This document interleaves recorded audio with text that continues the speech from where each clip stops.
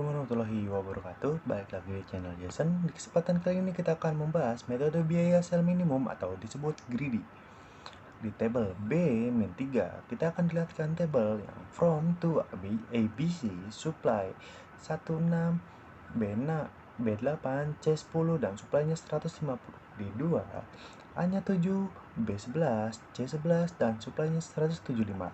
Di 3 A-nya 200 4 B5 C12 dan supply 275. Di demand-nya 200 100, 300, dan 600. Dengan metode biaya sel minimum, logika dasarnya adalah mengalokasikan ke sel dengan biaya terendah. Alokasi awal dibuat untuk sel di tabel yang memiliki biaya terendah. Dalam tabel transportasi untuk contoh soal kita, sel 3A memiliki biaya minimum $4. Sebisa mungkin dialokasikan ke sel ini. Pilihannya adalah 200 ton atau 275 ton. Padahal 275 ton bisa disuplai ke sel 3A. Tapi yang bisa kita dialokasikan adalah 200 ton. Karena yang diminta hanya 200 ton. Alokasi ini ditunjukkan pada tabel B-3. Dalam metode biaya sel minimum, sebanyak mungkin dialokasikan untuk sel dengan biaya minimum.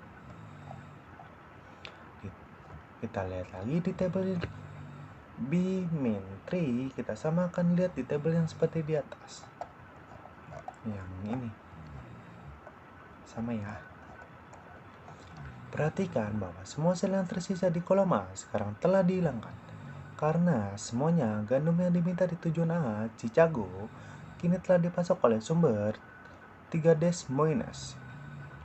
Alokasi berikutnya dibuat untuk sel yang memiliki biaya minimum dan juga layak. Ini adalah sel 3B yang biayanya $5. Paling banyak yang bisa dialokasikan adalah 75 ton atau 270 ton dikurangi 275 ton dikurangi 200 ton yang sudah dipasok. Alokasi ini ditunjukkan pada tabel B-4. B-4 kita akan dijelaskan oleh B6. Modul B, metode solusi transportasi dan penugasan. Alokasi ketiga dibuat untuk sel 1B yang memiliki biaya minimum $8. Perhatikan itu sel dengan biaya lebih rendah.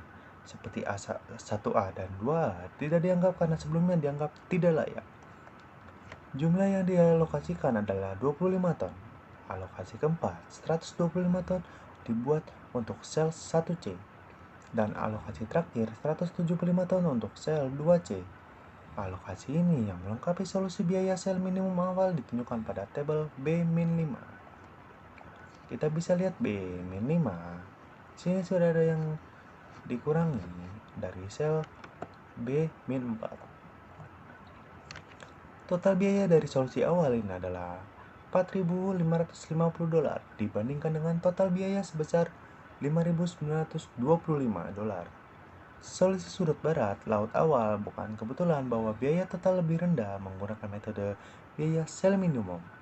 Itu adalah kejadian logis.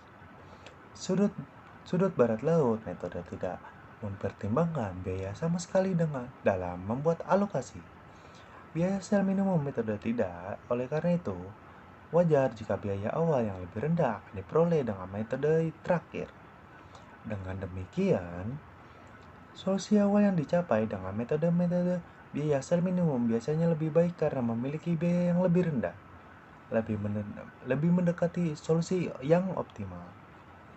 Lebih sedikit iterasi berikutnya yang diperlukan untuk mencapai solusi optimal. Langkah-langkah spesifik dari metode biaya sel minimum dirangkum dalam sebagai berikut. 1. Alokasikan sebanyak mungkin ke sel layak dengan transportasi minimal biaya dan sesuai persyaratan PLA. 2.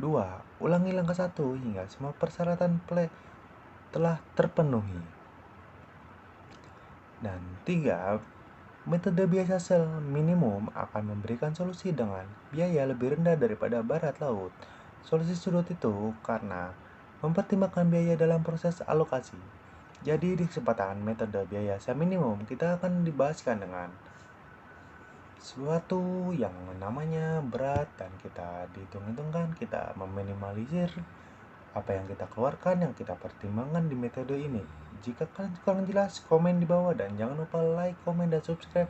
Saya Jason undur diri. Ciao. Bye.